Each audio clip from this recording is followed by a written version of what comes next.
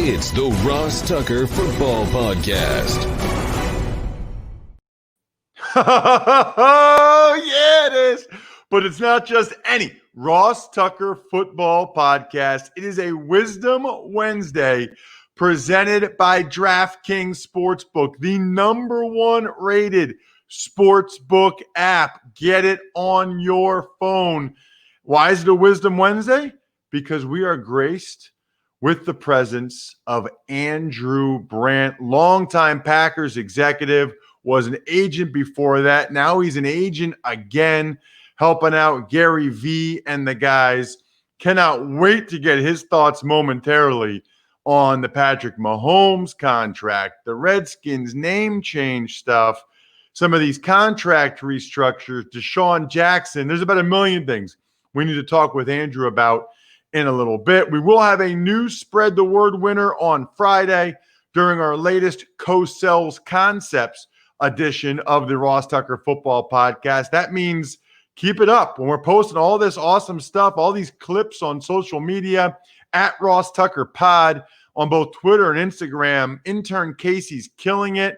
Even if you guys listen to the show and you're not into the YouTube channel, youtube.com/Ross Tucker NFL, that's fine. I think you'll still enjoy going on social media and seeing the clips and seeing what everybody looks like and seeing how we talk to each other, etc., facial expression. So at a minimum, check out the social media clips. I retweet most of them at Ross Tucker NFL. Would love if you guys did the same. We'll also have a sponsor confirmation email winner on Friday like we do each and every week. Speaking of like we do each and every week, on Wednesdays, we have Andrew Brandt because he knows the business side as well as, if not better than anybody. It's Big Show time. The Big Show. So I try not to hog too much of Andrew's time. So I'm not going to go into all of his jobs because if you see his email signature like I do, just that would take 10 minutes. I mean, that would take 10 minutes. We don't have enough time for that. There are a lot of things I need to get to with Andrew. Check him out on Twitter at Andrew Brandt. He's obviously the host of the Business of Sports podcast, which is excellent. Get so many emails, tweets from people that say it's their favorite show. I try not to take that personally. I just look at it like, hey, they really like Andrew, and there's nothing wrong with that. Andrew, we got to start with the Patrick Mahomes deal. So many pieces of information have come out over the last couple of days. You've written about it on Twitter at the MMQB. You know I like to do this. Blank canvas, my friend. I didn't think it would happen for a few reasons, Ross, and good morning. I think that we're in a holding pattern with the NFL. We'll get to their negotiations later in this segment. But I just thought after Christian McCaffrey, player contracts were kind of dead, first of all, because all the uncertainty, who knows what the 2020 season's going to look like, let alone 2021 cap. I didn't think it would happen. Then if you told me, okay, Andrew, it's going to happen, what will it look like? I would have told you 4, 5, 6 years, 30, 35 a year, heavily 100-something guaranteed. And he'd be a free agent again at age 28, 29, 30. So I didn't think it would happen, and I didn't think it would happen this way. My first and continuing reaction, Ross, is why so long? And I know what everyone watching and listening to me and coming back at me over the past 2 days is saying, how can you turn down $500 million?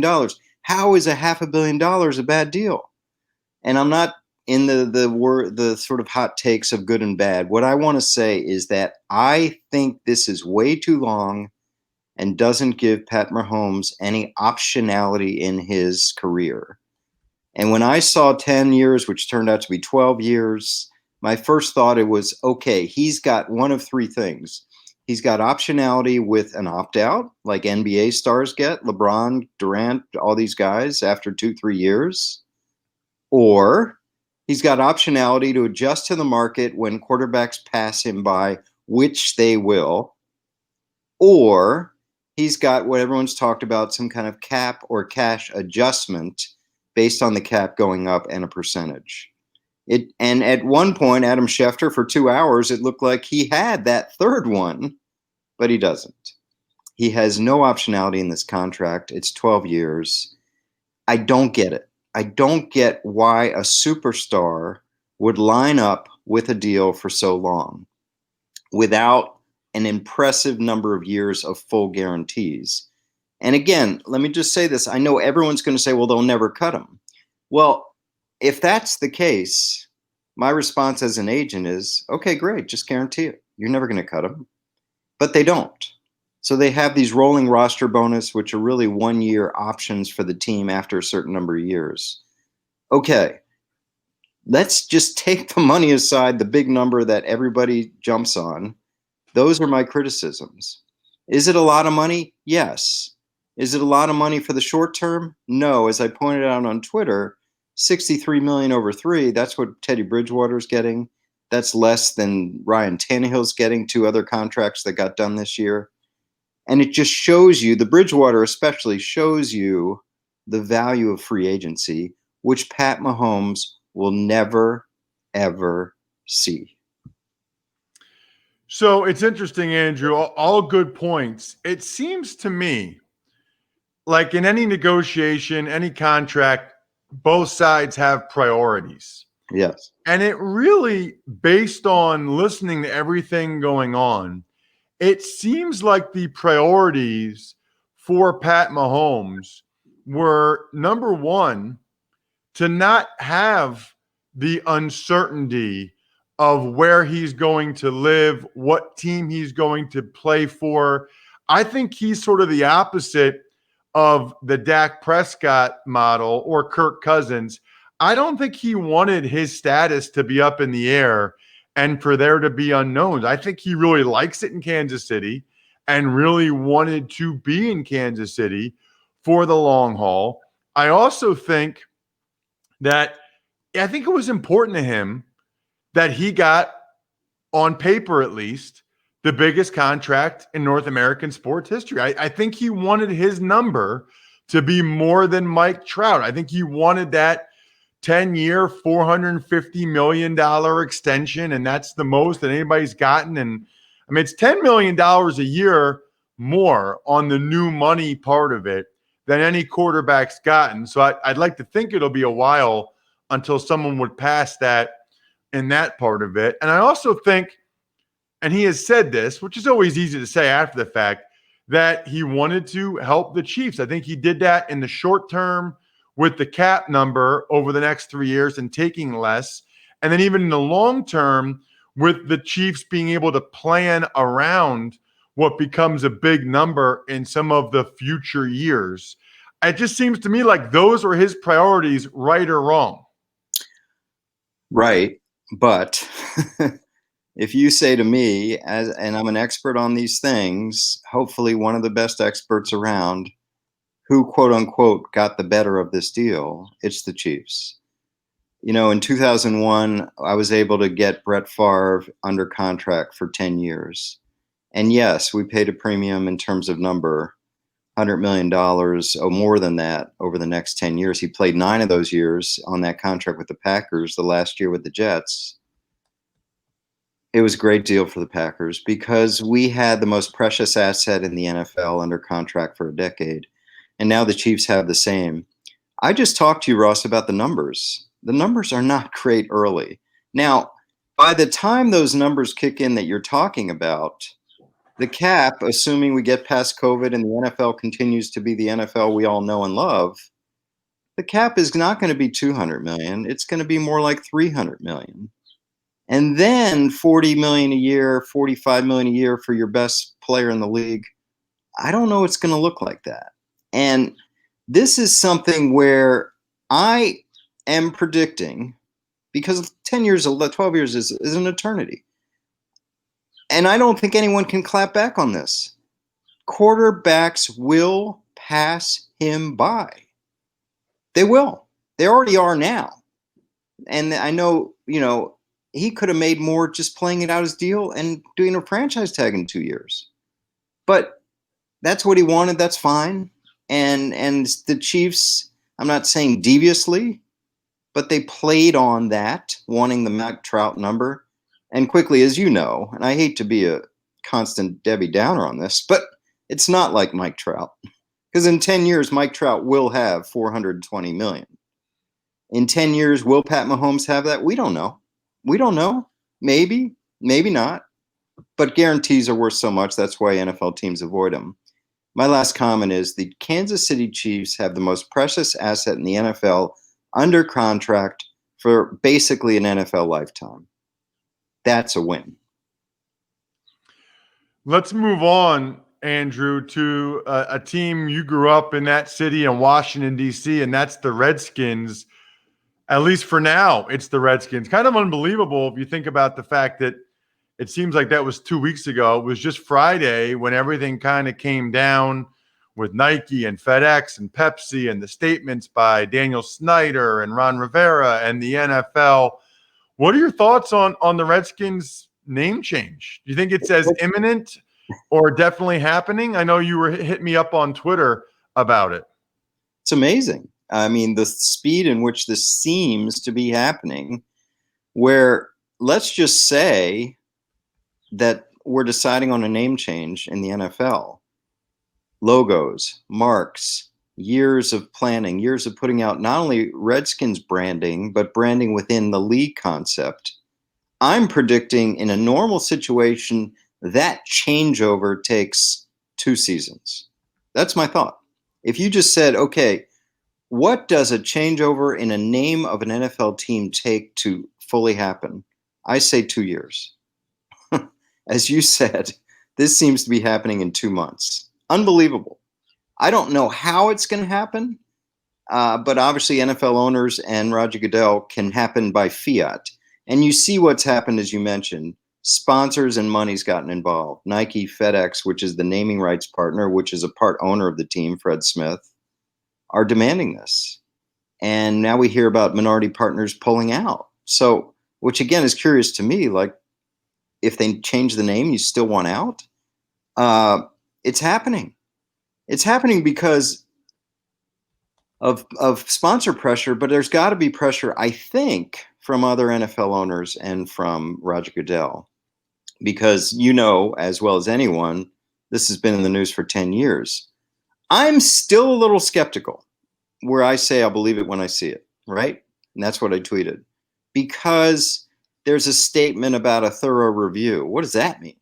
You know, we've had thorough review for 20 years. So if they're still talking about thorough review, I'm still a little skeptical. But then, as you said, you read the article where Ron Rivera and Dan Snyder are talking about what names. I'm like, okay, you know, that's real. What do you think about all 3 minority owners looking to sell? As I said, I'm curious because if their goal is the name change, that seems to be happening. If they think there's a COVID problem in terms of economics, you would think we'd get past that within a year. Is it something about Snyder himself? Those are curious because when does that happen, right? These are precious assets that are only 32 of them and billions of dollars.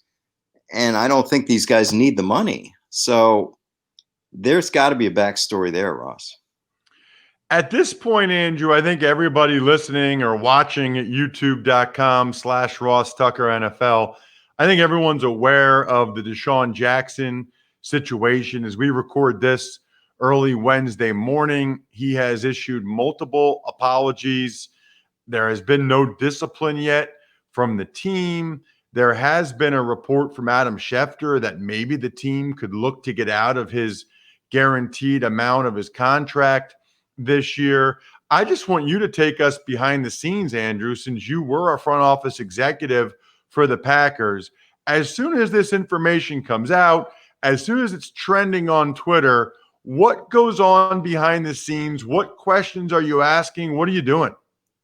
Well, we've talked a lot about the offseason and how teams get these calls from unrecognizable numbers and you sweat it and things are happening with your players in the offseason. This is one of those, although it's not a, quote, activity like getting in trouble at a club or a bar or something like that. I'm sure Howie Roseman, the general manager of the Eagles, got the call, or his people did. And then I always talk to you about this. My first reaction is get to the agent. What's going on? Get to the player. Can we get on the same page about actually what happened? And then corral the situation. Listen, DeSean Jackson made some anti-Jewish comments that were abhorrent, that were just vile. And he's got an agent that's Jewish. He's got a general manager that's Jewish. He's got an owner who's Jewish. Those are just sort of the basics. Beyond that, we're talking about the business side of it. What can you do? And I'm sure they're looking at the contract and they're weighing what to do with how much guaranteed money is ahead, but also whether they want to jump into what's called this cancel culture and just get rid of them.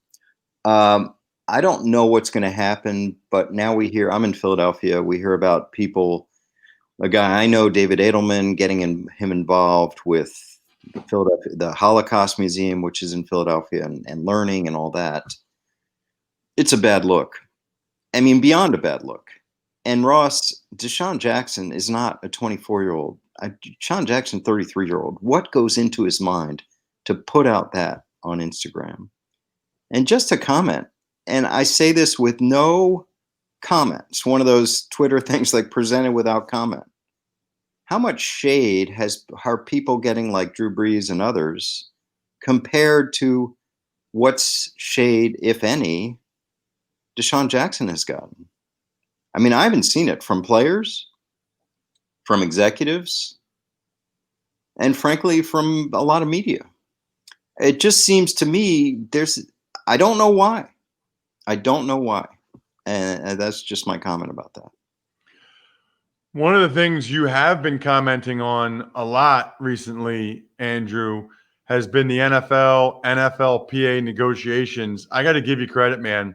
You were way ahead of this in terms of us getting to a tough time, whether it's just the health and safety stuff. And it seems like these preseason games are a really big debate. Now there's these reports of 35% of the money in escrow. And now there's some money chatter, which you predicted a long time ago, which I didn't really understand, given the fact that they already have a CBA and the players get a percentage of the revenue. So the revenue goes down, the salary cap's going to go down. I didn't think that the money part of it would come into play like apparently it is. Yeah, Ross, thanks for the kudos. I mean, I keep going back to baseball, two-part negotiation, health and safety, and then money. Now we're in the middle of the NFL part of it. Baseball starting next week or in a couple weeks. Football is going to start a month later. It's a replay. Will it be contentious? Yes. Will the NFL have to fiat a season like baseball did? No. They don't have that ability to do that. So they have to come to the players to try to work this out. The health and safety is not going smooth, Ross. I mean, you have J.C. Treader, the head of the union, saying the NFL is not understanding this. They're not bending to us. This is a problem. That's, quote unquote, the easy part, right? The health and safety part. We've got to get to the money, and then report from NFL media comes out 35% in escrow. Yes, I predicted this. Yes, the NFL owners are going to ask the NFLPA to feel part of this pain of reduced revenues for the 2020 season. I didn't know how, but now we see they want 35% held in escrow, which means you don't pay it. And when it comes to January and February, you look back and say, well, what'd we lose? And if we lost 35%, I'm guessing they're saying, well, you're not getting any of it. Then if they lost 30%, you get 5%. And if you lost 20%, you get 15% back. That's it. That's the way I understand escrow. So it's not like they're holding it and you're going to get it all back. So these are going to be tough. And when I saw that from the NFL media last night, I'm like, here we go. Here we go. And, you know, I have concerns about even whether we're going to have a season because of health and safety. This throws another wrench into it. I'm not going to be pessimistic here, but I'm saying we've got a lot of hoops to jump through before football. You mentioned preseason. I just think you can throw that away. I mean, preseason is the least of their concerns right now. They got a lot of things to get done in a short amount of time. You got to check him out like I do on Twitter at Andrew Brandt. He is everywhere these days, MMQB, and of course, the Business of Sports podcast, where he dives into all of these topics in greater detail, either with a guest or with Brandt's rants. Again, make sure you're subscribing to the Business of Sports podcast. Thank you, Andrew. Thanks, Ross. Also, like you, got a Patreon. So if people want to get more content, more access, Andrew Brandt at Patreon. Nice. I like it. Hit it up. Patreon.com/RT Media or Patreon.com Andrew Brandt. Love it. Thank you, Andrew. Thanks, Ross. You know what else I love? FantasyPoints.com. You know why?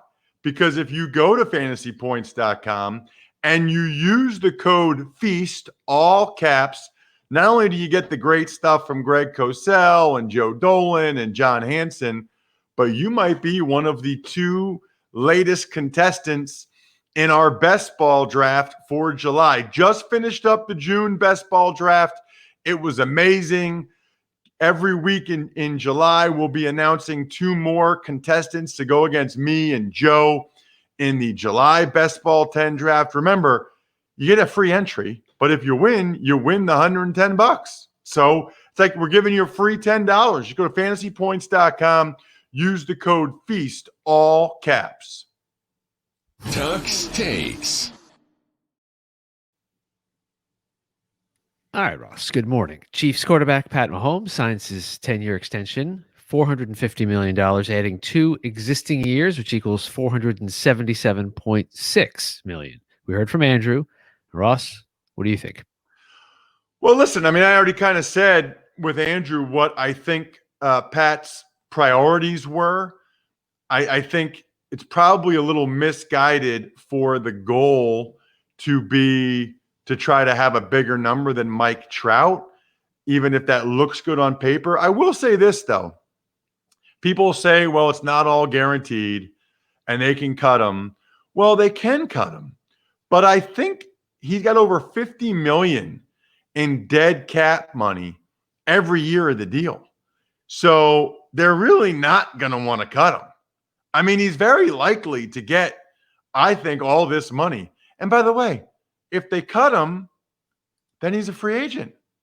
Then he's what everybody wants him to be. You know, everybody's saying, oh, should have done a 4 or 5 or 6 year deal. Then you could be a free agent again. Well, if they cut him, then he will. He will be a free agent again. If they don't, that means he's still getting that money. I think the 1 year he gets like $60 million on the cap.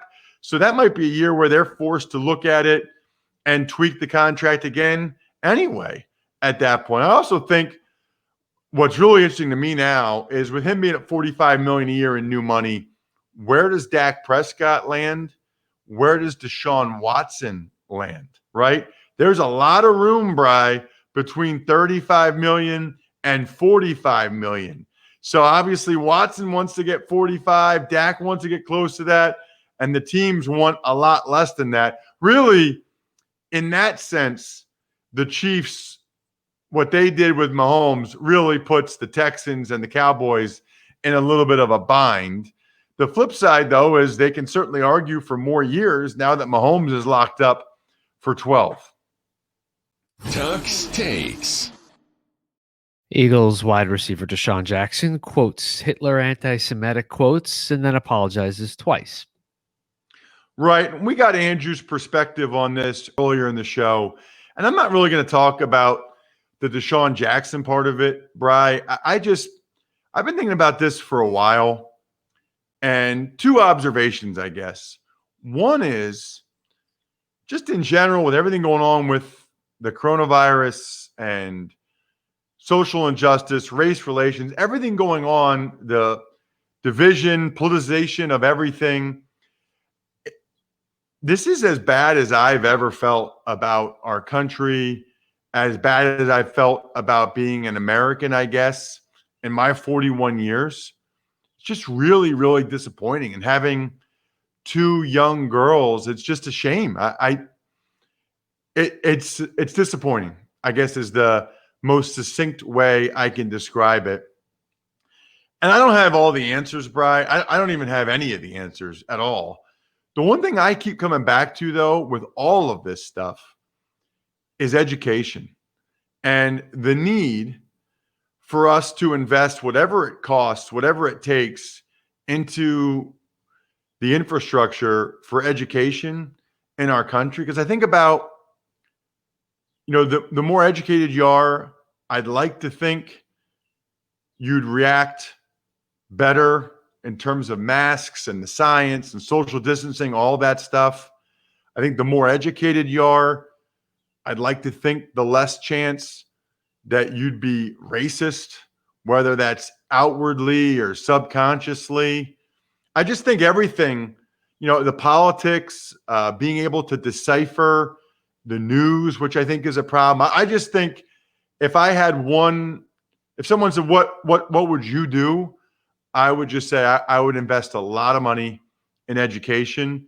I don't think it would solve every problem, but I think it would put us in a much better place across the board than we are right now. Tuck's Takes.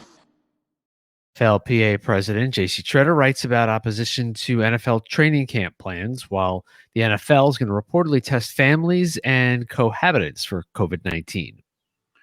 Well, I like that the NFL is going to test families and cohabitants. I think that the players should like that. Number one, make sure that the people they're living with don't have it, both from their perspective as a player, not wanting to be around someone that has it, but also make sure that their family's safe and that everyone has a clean bill of health when training camp or the season starts. So I like that part of it. I read J.C. Tretter's letter, thought it was interesting, noting the 2011 lockout and what he discussed in terms of the Achilles tears and some of the other injury issues they had when they came back off of that long layoff. I think that's fair. I mean, those are facts. Now, I guess I would submit to you that there's typically 6 weeks between the end of the offseason program and training camp anyway. And so there's a wide range of the shape that guys are in when they come back from that. I think Dr. Chow and I talked about that on Monday. So I think it's fair to point out that it's not like they would have gone right from the offseason program to training camp anyway. And I don't really understand why the players are so adamantly opposed to the preseason games. I think that they'd actually be a pretty good idea. If I were a player, not only do I think it's useful for the younger guys, but I would want to have gone through in some way, shape, or form all of the procedures and protocols before I'm actually playing a live game that counts. Tuck's Takes. All right, and finally, Browns defensive end Olivier Vernon restructures his deal. He gets $11 million guaranteed this year, including a signing bonus of $7 million, down from that $15.25 million. Also, Patriots running back Rex Burkhead does a similar thing. So for Olivier Vernon, I think this is genius. I mean, first of all, if the Browns cut him, I don't know that he's getting $11 million from anybody else this year. So I kind of like that Olivier Vernon said, you know what? I'll take the $11 million guaranteed. And how about this? A $7 million signing bonus? I mean, you hear Andrew Brandt. He's pessimistic about this season. I'm getting the signing bonus right now if I can. $7 million right now that I definitely get, because if they don't play the games, then the guys aren't getting their weekly checks. So I'm absolutely loving his idea to get $7 million right now. And I know that that's, I guess, technically an advance on his services for this year or whatever, but if he fulfills his obligations, I don't know what, I mean, maybe the Browns would file a grievance to get it back if there's no season. Good luck. To signing bonus, you offered him the contract, he signed it, and maybe he'll just spend it all. Maybe it'll be like Dumb and Dumber, where he's like, oh, okay, yeah, you can have the signing bonus back. Here's an IOU for a Lamborghini, $500,000. I'd hold on to that one. That's a pretty good one. Let's get to an email, Bright. Ever wanted to ask an NFL player a question? Well, here's your chance. It's time to Ask Ross. The email address, ross@rosstucker.com. Love your emails for multiple reasons. Number one, you guys come up with questions that I could frankly never come up with myself. And I think if you have the question, a lot of other listeners or viewers do as well. Secondly, that means you took advantage of one of our awesome sponsors on the homepage at rosstucker.com or the sponsors tab or one that you hear me talk about on the show, or you became a patron, patreon.com/RTmedia, whatever. So I love it for multiple reasons. What do you got, Brian? Good morning, Ross. Hope you are safe and your family is doing well. I just discovered your NFL podcast on Spotify while listening to your interview on the Spotrac podcast with Mike Giannitti. Did that a couple of weeks ago. Been working from home since the pandemic hit in my city of Ottawa in Canada. Been listening to a variety of football podcasts on a daily basis. And my favorite by far is The Business of Sports. Now, I do have a question for you as a former NFL player. It's kind of a silly question, but always something I've ever wanted to know. What's the deal behind socks in the NFL? Do players wear two pairs of socks, or most of them wear some compression training leggings with socks over them? But look at all over the internet for this silly question, and I could barely find anything anyway, I've wondered about it ever since I was a kid watching games on TV. Thank you very much. That is from Chris. And that is definitely a question, Bri, that I never would have come up with myself. And that's probably why I had it in my head about Andrew, people saying that it's their favorite show. It's Chris. He's the one today saying Business of Sports is his favorite show. Again, I don't know how to take that, Chris, but he's part of our network, part of Ross Tucker Podcast Network, so I like it. It's better than the other podcasts you're listening to. So this might have changed, but I don't remember very many guys wearing two pairs of socks, Chris. I'm not sure. Most guys want to wear as little as possible. They want no pads, no leg pads, butt pads, knee pads, thigh pads. It's not mandatory like it is in high school and college. And they want to wear the tightest shoes they can wear. They want to wear the thinnest socks they can wear. So I don't picture many guys wearing two pairs of socks, and I'm not sure where that came from. I do think compression training leggings are a big deal now. That was not a big deal when I was playing. Maybe like T.O. and a couple other guys were into it. I do think more guys wear those. I'm not exactly sure why. I think they just like the way it feels. But I do think that's a bigger deal. When I was playing, Chris, most guys just wore the one pair of socks that the team gave you. Now, there was different ways to wear it. You'd either pull it all the way up. Some guys didn't like that. They liked their calf out. Some guys would actually cut the sock so that it would look differently, a different style. Sometimes they get in trouble for that. I mean, I never cared that much. Just give me the socks. I'm going to pair. I was an O-lineman, dude. Just give me the socks. I'm going to pull them up. I'm going to wear it. That's what I'm supposed to do. No problem. Speaking of no problem, I have no problem giving shout outs to any listener businesses. Absolutely love listener businesses. Just make sure you become patrons at the I think we're done here level. It's $100 a month, which is ridiculous value for me to give your business a shout out at the end of every show. Pizza Boy Brewing, dynastyfreaks.com.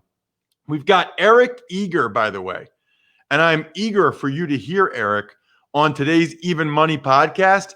Strong opinions on the season win totals for teams like the Redskins, the Vikings, the Texans, the Lions, the Patriots, and more. It is an NFL Even Money podcast. So you definitely want to hear his thoughts, data-based thoughts on why he likes or doesn't like some of those teams this season. Other than that, I think we're done here.